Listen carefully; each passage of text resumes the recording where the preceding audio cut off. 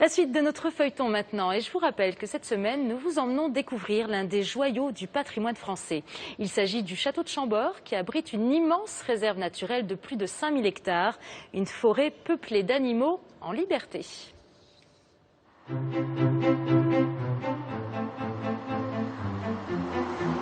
Ce mur de 32 km de long existe depuis François Ier. Derrière, c'est le domaine de Christian Gambier, la réserve naturelle de Chambord.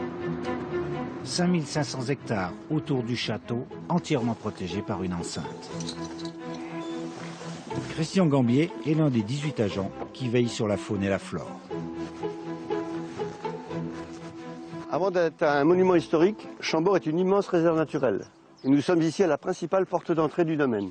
Le château se trouve à 4 km environ de cette porte d'entrée. La réserve n'est pas un parc animalier ouvert aux touristes. Elle se visite accompagnée d'un agent.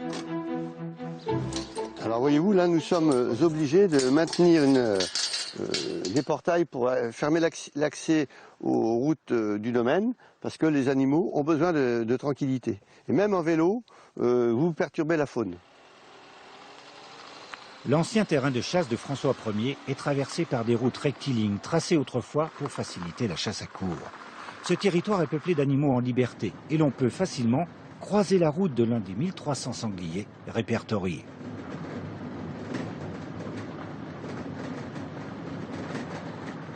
Nous avons souvent l'occasion de voir des animaux parce qu'en fait c'est une réserve nationale de chasse qui a été classée réserve en 1947 et l'objectif de cette réserve c'était de fournir du gibier de repeuplement aux chasseurs.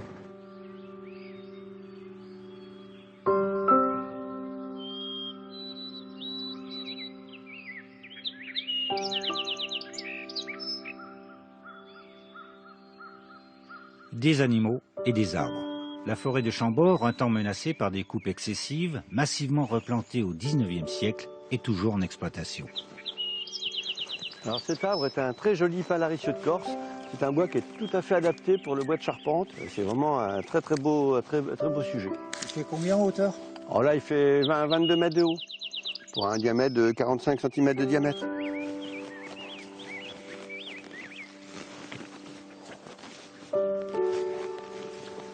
Là, nous arrivons au pied d'un mirador d'observation qui va nous permettre de découvrir le milieu de la lande. Du haut de ces perchoirs disséminés dans la réserve, il est possible, avec un peu de chance, d'apercevoir le maître des lieux, le cerf. Oh, chouette, super. Plein soleil.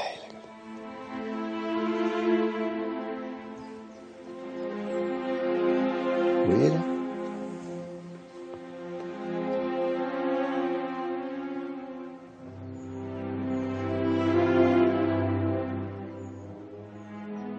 Chambord, c'est un terrain fantastique, bien sûr, très particulier de par sa nature, du fait qu'il est clos d'un mur, tout est préservé.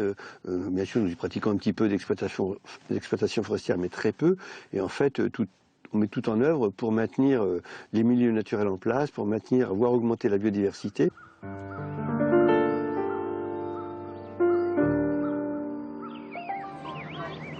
Quittant la forêt, nous croisons une joyeuse troupe, des élèves de CM1 qui découvrent le château.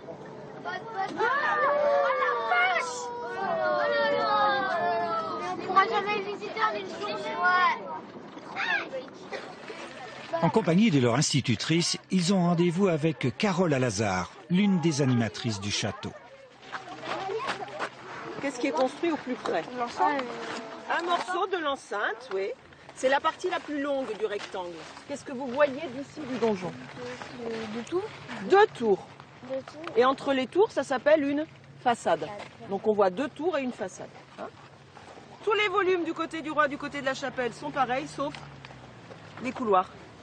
Alors on ne sait pas pourquoi ils ne sont pas arrivés exactement aux mêmes mesures.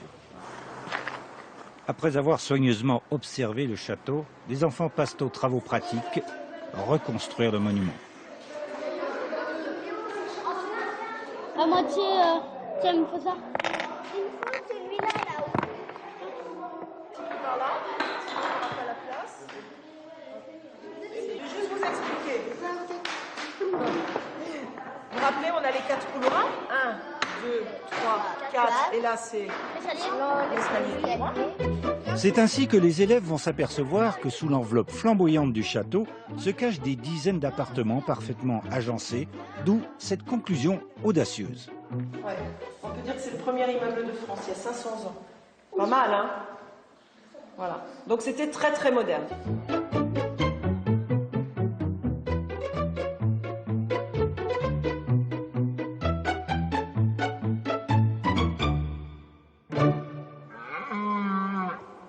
C'est la fin de la journée. D'étranges bruits résonnent autour du château. Nous en saurons plus demain avec les gardiens de la réserve. Au plaisir d'un roi, un feuilleton signé Gilles Marinet, David Fossard et Valérie Castel. La suite, bien sûr, demain.